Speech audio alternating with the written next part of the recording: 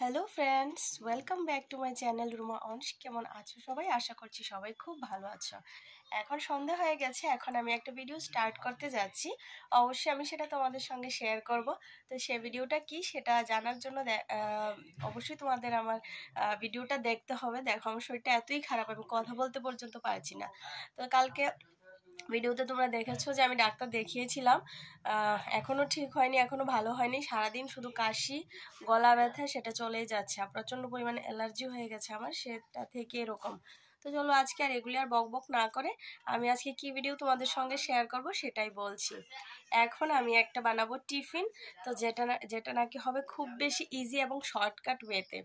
তো সেরকমভাবে তোমরা কিভাবে সেই টিফিনটা রেডি করবে বা মেক করবে, তো সেটাই আমি তোমাদের সঙ্গে শেয়ার করব। তো দেখতে থাকো আমার ভিডিওটা, আশা করছি তোমাদের সকলের ভালো লাগবে।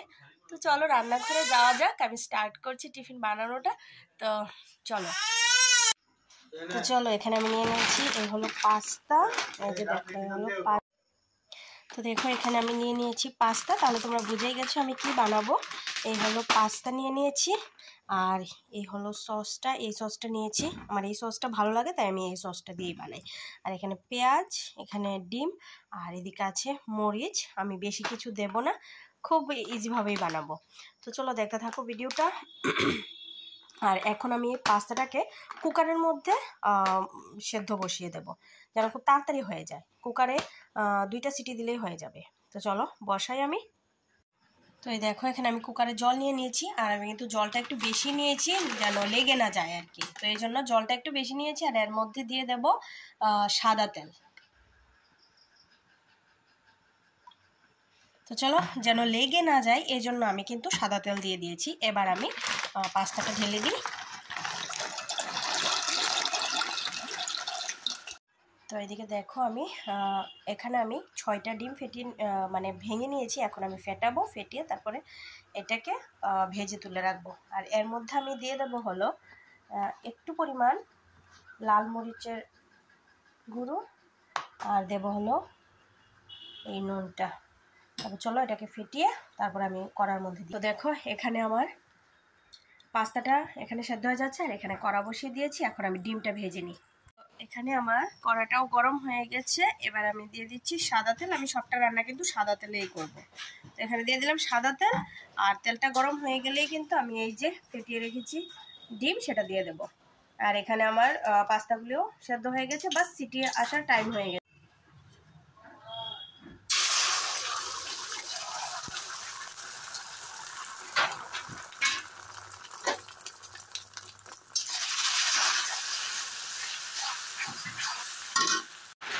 তো এখানে দেখো আমার ডিম ভাজা কমপ্লিট হয়ে গেছে, আর এখানে এটাও হয়ে গেছে। এটাকে আমি এবার নামিয়ে রাখবো, ঠিক আছে?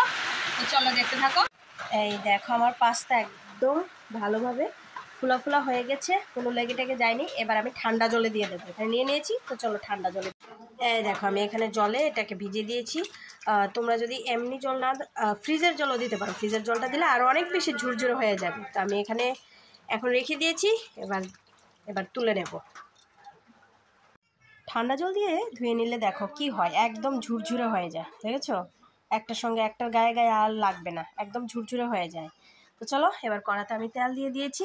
এবার তেলটা গরম হলে আমি দিয়ে দেব যা দেওয়ার মশলা। এবার আমি দিয়ে দেব কেটে রাখা পেঁয়াজগুলো আর ছোটো ছোটো কেটে রাখা মরিচগুলো দিয়ে দেবো। আমি কোনো মশলাপাতি বেশি কোনো কিছুই ব্যবহার করব না। বন্ধুরা এভাবে তোমরা একদিন খেয়ে দেখো, দেখবে কম ইনগ্রেডিয়েন্টসে কত ভালো হয় রান্নাটা, কত টেস্টি হয়। চলো এগুলি হালকাভাবে ভেজে নেবো, হালকা হালকা ভেজে তারপর আমি পাস্তাগুলি দিয়ে দেবো।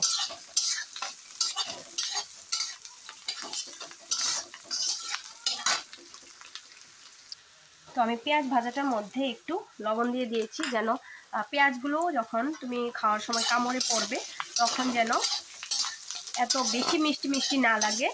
পেঁয়াজের মধ্যে যেন লবণটা একটু লাগে। আর যে কোনো খাবার দেখবে লবণ না হলে বেশ ভালো লাগে না, তো এই জন্য দিয়ে দিলাম পেঁয়াজের মধ্যে অল্প। এই যে হয়ে গেছে আমার পেঁয়াজগুলি ভাজা। এবার আমি পাস্তাগুলি দিয়ে দেবো। দেখেছো কত ঝুরঝুরে হয়েছে, একদম গায়ে গায়ে লাগবে না। এবার পাস্তার পরিমাণও আমি লবণ দিয়ে দিলাম। এবার আমি এটাকে এবার ভালো করে ভেজে নেবো। বাস হয়ে যাবে আমার পাস্তা রেডি। মশলা দিয়ে দেবো, সস দিয়ে দেবো। আর এই পাস্তাটা দেওয়ার সময় কিন্তু সবসময় হাই ফ্লেমে রাখতে হবে। যদি ফ্লেমটা একটু কম করো তাহলে কিন্তু আবার গায়ে গায়ে লেগে যাওয়ার সম্ভাবনা আছে। এই জন্য হাই ফ্লেমে রেখে নাড়তে হবে ভালো করে, যেন গায়ে লেগে না যায়, যেন ঝরঝরে হয় পাস্তাটা। দেখো আমার এটা কিন্তু ভালোভাবে ঝরঝরে হয়েও গেছে। একটু ভাজা হবে, তারপর আমি এর মধ্যে মশলা দিয়ে দেবো। মানে আমি যেটা দেবো, কি মশলা দেবো দেখো, আমি এই যে ম্যাগি মশলাটা দেবো। এই যে দেখো দিয়ে দিলাম মশলা। এবার নেড়ে নেব। তোমরা একটা জিনিস শুধু দেখো, এই যে একটুও লাগেনি, না কড়াতে লেগেছে না পাস্তাগুলি নিজের গায়ে গায়ে লেগেছে। দেখছো তো? এই যে দেখো। তো এই যে আমার পাস্তা রেডি হয়ে গেছে। আর ডিম তো আগেই ভেজে রেখেছি, বাস মিশিয়ে দেব। আমি এটার মধ্যে মেশাবো না, আমি যখন প্লেটে নেব পাস্তাগুলি তখন এই যে দেখো, যদি লাগতো তাহলে কিন্তু আমার এটার মধ্যে লেগে যেত।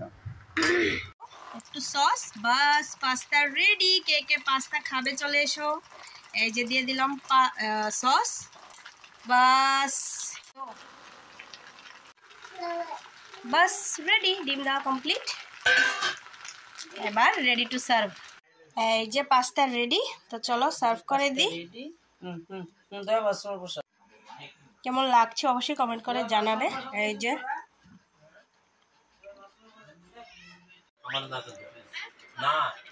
কেমন হয়েছে বলো, গ্যাসটা বলো, শানু বলো, শানু ভালো ভালো খুব ভালো। খেয়েছো পাস্তা? খেয়েছো? তুমি খেয়েছো কিনা বলো। খেয়েছো পাস্তা? খেয়েছো? কেমন হয়েছে? কেমন হয়েছে? টেস্টি। আমি ওরে বাবারে, ঠিক আছে। এই দেখো এবার আমিও খেয়ে নিই। তো চলো আজকের ব্লগটা আর বেশি বড় করছি না, আজকের ভিডিওটা আর বড় করছি না, এখানেই শেষ করি। দেখো কারেন্ট নেই, ইনভার্টারে সবগুলি লাইট জ্বলছে না, এজন্য অন্ধকার আসছে। তো যাই হোক, চলো আজকের ভিডিওটা এখানেই শেষ করছি। সবাই ভালো থাকবে, সুস্থ থাকবে, আর এভাবে আমার পাশে থেকো। অবশ্যই যারা নতুন আমার চ্যানেলটা অবশ্যই সাবস্ক্রাইব করে দিও। আর খেয়ে নিই, দেখা হচ্ছে আর একটা নেক্সট ভিডিওতে। Bye, tata.